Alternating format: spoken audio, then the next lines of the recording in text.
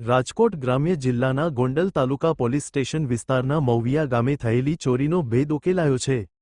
ઘટના મૌવિયા ગામમાં સ્થિત સુરેશભાઈ પુરુષોત્તમભાઈ હિરપરાની વાડીમાં ભાગિયા તરીકે કામ કરતા નન્નેશભાઈ અબલાભાઈ માવીની વાડીમાંથી દિવસ દરમિયાન ચાંદી તથા રોકડ રકમની ચોરી થઈ હતી।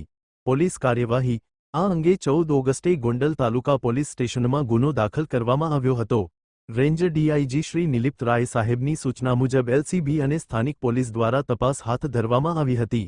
આરોપીઓ ડિજિટલ ટેકનિકલ ડેટા અને બાતમીદારોની મદદથી ગીર સોમનાથના રહેવાસી એવા 4 આરોપીઓ સામે આવ્યા હતા। અહેવાલ સંજય પોપટ।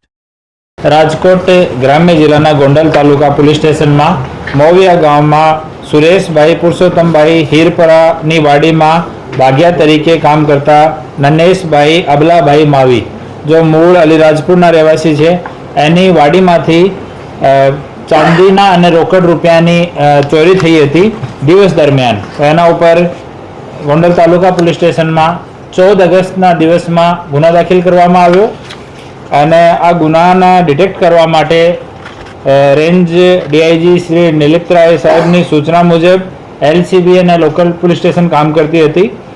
આ દરમિયાન અને डिजिटल टेक्निकल डाटा थी अने बातमीदारों थी खबर पड़ी कि जो आरोपीओ छे ए गीर सोमनाथना રહેવાસી છે।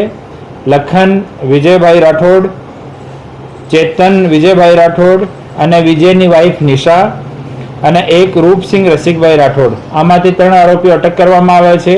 रूपसिंह रसिक राठौड़ छे एने अटक करवानो हाल बाकी छे અને એનાથી 4 કિલો 915 ગ્રામ ચાંદી જો પૂરી ચોરી થઈ હતી 100% રિકવર થઈ છે, જેની બજાર કિંમત 7,37,250 રૂપિયા છે। આ સાથે ચોરાયેલા રોકડ 80,000 રૂપિયા પણ એનાથી રિકવર થયા છે। હાલ આરોપીઓ 4 માંથી 3 આરોપીઓને અટક કરવામાં આવ્યા છે। એનાથી પૂછપરછ ચાલુ છે। બીજી ચોરીઓ કોઈ જગ્યા કરી હોય, કોઈ ગુનાહિત ઇતિહાસ હોય, આ સંબંધમાં તપાસ હાલ ચાલુ છે। તમામ મુદ્દામાલ રિકવર થઈ ગયો।